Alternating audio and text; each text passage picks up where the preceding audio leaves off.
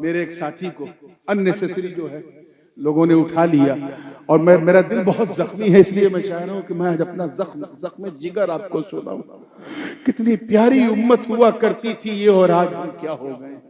इस तरफ इस जहन को रखो अजीजाने मिल्लत, हम ऐसे मुसलमान। हज्जाज बिन यूसुफ का तो नाम सुना होगा, कितने लोगों ने सुना है? जरा हाथ उठाए, जिन्होंने सुना से वही उठाए। है 10-15 लोग हैं। हज्जाज बिन यूसुफ गिरा, बड़ा क्रूर शासक था, बसरा का गवर्नर था, हाकिम था, बल्कि यूं कहा जाए बसरा का बादशाह था। बनी उमैया के जमाने में सबसे क्रूर शासक ये था। इतना जालिम था कि यजीद भी इसके जुल्म को देख के शर्मा जाए। सहाबा और ताबईन के खून से अपने हाथों को रंगने वाला हज्जाज बिन यूसुफ ऐसा जालिम था कि जिस गुरु ने उसे आशीर्वाद दिया था उसी गुरु को कुर्सी से उतार के उसकी कुर्सी पर बैठ गया। हज्जाज बिन यूसुफ ऐसा जालिम कि गुरुजी के जमाने में जो सिक्का चलता था ना, उसको डिमोनेटाइज करके नोटबंदी करके अपने नाम का सिक्का चलाने लगा। ऐसा जालिम था। उलमा मशाइख जो जुमा में वहां तकरीर करते थे उनको मजबूर कर दिया था कि खुतबे में मेरा खुतबा पढ़ो, और अगर कोई मुफ्ती या मौलाना या इमाम नहीं पढ़ता था तो उसकी दाढ़ी खिंचवा लेता था। पूरी मिशनरी को अपने कंट्रोल में कर लिया। कोई उसके खिलाफ बगावत का आलम उठाता था तो हुकूमत की एजेंसीज उसके खिलाफ लगा देता था। मैं हज्जाज बिन यूसुफ की बात कर रहा हूं, आपको दिमाग अपना इधर उधर ले जाने की जरूरत नहीं, और जा रहा है तो जाने दो, रोकता कौन। इतना बड़ा जालिम था, इतना बड़ा जालिम था हज्जाज बिन यूसुफ। बस एक नेक काम उसने किया था, बहुत बड़ा काम। ऐसा नहीं कि जालिम कोई अच्छा काम नहीं करते एक बहुत अच्छा काम किया, और अगर अल्लाह उस काम की वजह से उसे बख्श दे तो अल्लाह का फजल है, और ना बख्शे तो उसका आदल है। और वो नेक काम ये था कि उसने India, Pakistan, Bangladesh, Sri Lanka, southern India और मिडिल ईस्ट के कुछ अजमी मुल्क, और उधर मावराउन नहर में जो तुर्कों के मुल्क हैं, उज्बेकिस्तान, कजाकिस्तान, तुर्कमानिस्तान, यहाँ के मुसलमानों के लिए इसने कुरान पाक में एराब, नुक्ते, जबर, जेर लगा दिए थे। ये वो काम है जिसके सहारे हमने पहचान लिया कि ये बा है, ये ता है। नहीं तो जिसपे 2 नुक्ता उसे ता समझते हैं, जिसपे 1 नुक्ता उसे बा समझते हैं, उसमें पहले कुरान में कोई नुक्ता ही नहीं। तो ये उसने एक बड़ा काम किया, लेकिन इतना जालिम था। उसके बारे में एक मैंने यहां तक सुना है कि कोई कबूतर अगर हवा में उड़ता था, पहले जमाने में खत किताबत कबूतरों के जरिए होती थी, तो वो पता लगाता था ये अगर हमारे महल से नहीं उड़ा है तो उड़ते उड़ते उसी कबूतर को मार दिया जाता था, ताकि ये जो प्रचारो प्रसार है ये इधर से उधर न जाए। यानी पूरे सूचना प्रसारण को अपने कंट्रोल में रख लिया था। आज की जबान में कहा जाए तो पूरा मीडिया अपनी जेब में रख लिया था। ऐसा था कौन? जोर से बोलो। हज्जाज बिन यूसुफ। इतना जालिम। ख्वाजा वैसे ख्वाजा हसन बसरी रहमतुल्लाह अलैह का एक मुरीद उनकी बारगाह में आया, रो रो के अर्ज करने लगा, हुजूर, ये आज से 1400 बरस पहले की बात है, पौने 1400 बरस पहले। हुजूर, ये अल्लाह इस हज्जाज बिन यूसुफ को कुर्सी से उतार क्यों नहीं देता? ये इतना बड़ा जालिम सफाक धड़ल्ले से जुल्म कर रहा है, इस हज्जाज नामी शैतान को अल्लाह उतार क्यों नहीं देता? इतना कहा था हजरत ख्वाजा। तवज्जो चाहूंगा, ये जुमला जाया हो गया तो पूरा जलसा जाया हो गया। कहां बोलना है वो वक्त भी तय कर लिया करो। हज्जाज बिन यूसुफ इतना जालिम। ख्वाजा हसन बसरी ने सर उठाया और पुरजलाल लहजे में कहा, सुन, यही पूछ रहा है ना कि अल्लाह इसे उतार क्यों नहीं देता? सुन, मा जा अल हज्जाजु इल्ला बिदुनूबिना। हज्जाज बिन यूसुफ सिर्फ हमारे गुनाहों की वजह से हमारे सर पे बैठा। कुछ पल्ले पड़ रहा है? Allah subhanahu wa ta'ala brought him because we have done a lot of sins and evils and bad deeds. हमने इतने गुनाह किए कि अल्लाह ने हमें सबक सिखाने के लिए हज्जाज जैसा सुल्तान सर पे बिठाया है। अब अगर तुम्हें लगता कि हम उसी माहौल से गुजर रहे हैं तो तुम्हें इधर उधर किसी से शिकायत करने की जरूरत नहीं। बस तौबा करने की जरूरत है, अच्छा मुसलमान बनने की जरूरत है, नमाज पढ़ने की जरूरत है, रोजा रखने की जरूरत है, ऐसे मुसलमान बनने की जरूरत है कि जब तुम चलो तो तुम्हें देखने वाला कहे वाह, जब बंदा ऐसा है तो मौला कैसा होगा, जब उम्मती ऐसा है तो नबी कैसा होगा, जब मुरीद ऐसा है तो इसका पीर कैसा होगा। जब तुम यहाँ की सड़कों पे चलो तो तुम्हें गैर जब देखे तो ये ना कहे कि मुसलमान जा रहा है, बल्कि कहे कि देख चलता फिरता इस्लाम जा रहा है। वो सबके बस का रोग नहीं। शेर होता तो यकीन कर लेता, लेकिन भेड़िया मेरे दोस्तों ऐसा दरिंदा होता कि अगर इतना खा ले कि गर्दन तक खा ले, सांस लेने की गुंजाइश नहीं, और सामने अगर बकरी या भेड़ कुछ दिख जाए तो नोचेगा चाहे। और यहाँ मंजर अजीब, ख्वाजा ओवैस इबादत कर रहे हैं, बकरियां आराम से घास चर रही हैं और एक भेड़िया गर्दन घुमा घुमा के बकरियों की हिफाजत कर रहा है। एक राहगीर का गुजर हुआ मुसाफिर का, जब उसने ये अद्भुत, अविश्वसनीय, अकल्पनीय, इनक्रेडिबल, अनबिलीवेबल, नाकाबिले यकीन मंजर देखा तो रहा ना गया। पूछा बाबा आपको इस भेड़िए से डर नहीं लगता? इस भेड़िए से डर नहीं लगता? तो ख्वाजा ओवैस ने मुस्कुरा के कहा तो मेरी बात कर, मेरी बकरियों को भी इससे डर नहीं। वाह वाह वाह वाह वाह। सुन, पहले मैं इस भेड़िए से डरता, अब ये भेड़िया मुझसे डरता। अल्लाह के समझ में आया। सुन, जब तक मैं अल्लाह से नहीं डरता, इस भेड़िए से डरता था, जब से मैं अल्लाह से डरने लगा ये भेड़िया मुझसे डरने लगा। नारे तकबीर, नारे रिसालत, हुजूर ताजुल उलमा, शहजादे गाज़ी मिल्लत। इसलिए मेरी कौम के क़य्यूम सुन्नियों, एक नौजवान 20-22 साल का बिल्कुल गबरू कड़ियल जवान अपनी कौम का सिपह सालार निकल पड़ा, चलता रहा, दरिया के किनारे चल रहा था। उसके पास जितने भी उसकी गठरी में, पोटली में जितना साजो सामान खाने पीने का था, वो सफर की लंबाई में खत्म हो गया। आगे चल के भूख लगी, नौजवान ने देखा खाने को कुछ नहीं, सफर करता रहा फिर, और भूख की शिद्दत ने उसे तंग किया। अल्लाह की रहमत को जोश आया, देखा खजूरों का नखलिस्तान नजर आया, दिल में ख्याल आया चलो खजूर खा के, पानी तो है बस खजूर खा के मैं अपनी भूख मिटा दूं। जैसे ही खजूर के दरख्त के करीब पहुंचा, रुक गया। अंदर ही अंदर आवाज आई, इसका मालिक तू है नहीं तो खाएगा कैसे? अल्लाह देख रहा, अल्लाह देख रहा है। यही तकवे का पहला जीना है कि अल्लाह देख रहा है। नहीं खाया, चलता रहा। भूख की शिद्दत से आंखों के सामने अंधेरा छाने लगा, लड़खड़ा के नौजवान गिरने लगा। सामने मुर्दार चिड़िया दिखी, सोचा लो इसे भून के खा लूं, क्योंकि जान बचाने के लिए मुर्दार उस हद तक खा सकते हैं जिस हद तक जान बच जाए, ये नहीं कि उससे पेट भरना है।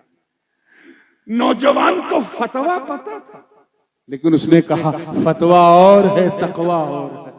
उसने फतवे पे नहीं तकवे पे अमल किया कि अल्लाह देख रहा। नौजवान चलता रहा, आंखों के सामने शिद्दत से अंधेरा, भूख ने उसे तड़पा रखा। रहमत खुदा को जोश आ गया। देखता क्या है कि जिस दरिया के उसी दरिया के किनारे एक लाल लाल सुर्ख सेब नजर आया। सेब इतना लाल था कि देखते ही नौजवान के चेहरे पे इतनी लाली आ गई जितनी उस सेब में नहीं थी। उठाया, न देखा आओ न देखा ताओ, सेब खा लिया। वाकया सब सुनते आए, मैं नतीजे पे आना चाहता हूं। खा लिया, सेब खाया तो राहत मिली, राहत मिली तो ताकत मिली तो ताकत करंट बनकर दिमाग तक पहुंची। जब करंट बनकर दिमाग तक पहुंची तो दिमाग की बत्ती जली। जब दिमाग की बत्ती जली तो नौजवान हैरत में, या अल्लाह ये मैंने क्या किया, ये किसका सेब मैंने खा लिया। हालांकि बहता सेब लुक्ता लकीत के जुमरे में है, माले गनीमत खा लिए, क्या बुरा किया, जैसे हम बहती मछली खा लेते हैं। लेकिन ये फतवा तकवा नहीं, उसका तकवा तो ये है कि मैंने किसका सेब खा लिया, इसका मालिक कौन था। आज तक मैंने कभी लुक़्मे हराम नहीं खाया, ये कैसे मैंने खा लिया, क्या करूं। तो ये हजम हो जाएगा और हजम होके खून का कतरा बन जाएगा और खून का कतरा बन के मेरे सारे खून को गंदा कर देगा। जरा उस नौजवान के तकवे को देखो। गुरेर वालों, मुरादाबाद, संभल वालों, दिल्ली जाते हो, KFC में चिकन खाते हो ना, मैकडोनाल्ड में पिज्जा बर्गर खाते हो, क्या सोचते हो कोई देख नहीं रहा है? अल्लाह देख रहा है। वो सेब खाकर लड़का नौजवान बेचैन है, क्या करूं, रोने लगा। ए अल्लाह, इसके मालिक से मुझे मिला दे, ताकि सेब हजम होने से पहले मैं इसका कोई इस मसले को हल कर सकूं, अपना खून पाक कर सकूं। फिर दिल में ख्याल आया कि हो ना हो, जिस रुख से ये सेब बहता हुआ आया है, चलो उधर चलते हैं, शायद कोई सुराग मिल जाए।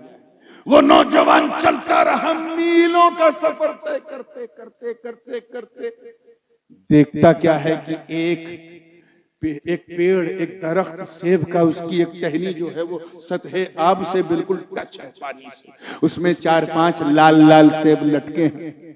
नौजवान के मन में फौरन ख्याल आया, हो ना हो ये जो सेब मैंने खाया है ये इसी टहनी से टूटा होगा। चलो अंदर चलते हैं, शायद बागबां इसका माली मिल जाए, इससे पहले कि सेब हजम हो के खून बन जाए, उसका पांव पकड़ के माफी मांग लूंगा। नौजवान अंदर आया, जोर से बोला, कोई है, कोई है। देखता क्या है कि एक बाबा हाथ में डंडा लिए, ज़ईफ है, शेख फानी है, हाथ में डंडा लिए आए। कहा हाँ बोलो, मैं हूं। कहा बाबा आप इस बाग के मालिक हो? कहा मैं मालिक हूं। कहा बाबा मुझे माफ कर दो, मैंने बहुत बड़ा जुल्म कर लिया अपनी जान पे। कहा क्या किया बेटा तुमने? कहा मैंने आपकी इजाजत के बगैर आपके बाग का सेब खाया। कहा मेरी इजाजत के बगैर मेरे बाग का सेब? अरे जब कोई आया नहीं तो तूने खाया कैसे? तो नौजवान ने पूरा किस्सा सुनाया कि मैं भूख की शिद्दत से परेशान था, न खजूर खाई न ये खाया, अंधेरा आया, गिर गया, लौट गया, फिर खड़ा हुआ, उसके बाद ये सेब नजर आया, सेब खाया, जैसे ही दिमाग की बत्ती जली ख्याल आया कि इजाजत लिए बगैर खाया। फिर सोचा अगर ये हराम का लुकमा खून का हराम खतरा बन गया तो मेरे शरीर के सारे खून को गंदा कर देगा। फिर उल्टे इसी पैर लौटा और चलते चलते मैंने ये टहनी देखी, ये दरख्त देखा, ये सेब देखे, आपको देखा, बाबा माफ कर दो। इतना सुनना था तब तक उस शेख का, उस बाबा का माथा ठनका। ओ ये 21-22 साल की उम्र में इतना अल्लाह का डर, तवज्जो, इतना अल्लाह का डर। मन ही मन में सोचा ये तो बहुत ऊंची चीज है। शेख ने कहा बेटा तूने जुल्म तो किया, गुनाह किया, इतनी आसानी से तुझे नहीं छोड़ूंगा, मेरी एक शर्त है। नौजवान ने कहा बाबा पहले माफ करो, मैं आपकी हर शर्त मानने को तैयार हूं। बाद रवायात में आया कि उस नौजवान ने कहा कि मैं कहो तो आपका सारी जिंदगी गुलाम बनने को तैयार हूं, मैं आपका कपड़ा धोऊं, बिस्तर बिछाऊं, आपके घर आपका सेवक बन के रहूंगा, लेकिन माफ कर दो। शेख ने, बाबा ने कहा नहीं ये सब नहीं करना, बस मेरी बेटी से तुझे निकाह करना। आज का ये नौजवान होता है ये फेसबुक, इंस्टाग्राम, एक्स वाला, तो कहता है बाबा मैं माफी मांगने आया हूं, आपका दामाद बनने नहीं आया। मगर उस नौजवान के तकवे को सलाम, उसे जल्दी थी कि जल्दी माफी मिल जाए। उसने कहा बाबा गवाह रहना, मैं आपकी बेटी से शादी को तैयार हूं, बुला अपनी बेटी को, मैं अभी निकाह करता हूं। तब तक उस शेख ने कहा देख ऐसा ना हो कि तू बाद में ये कहे कि बूढ़े ने धोखा दे दिया, ऐसी बेटी थमा दिया, इसमें ये कमी वो कमी। इसलिए सुन, मैं सारी कमियां खुद बता दूं ताकि बाद में धोखा ना रहे। मेरी बेटी जिससे तेरी शादी होगी वो आंखों से अंधी।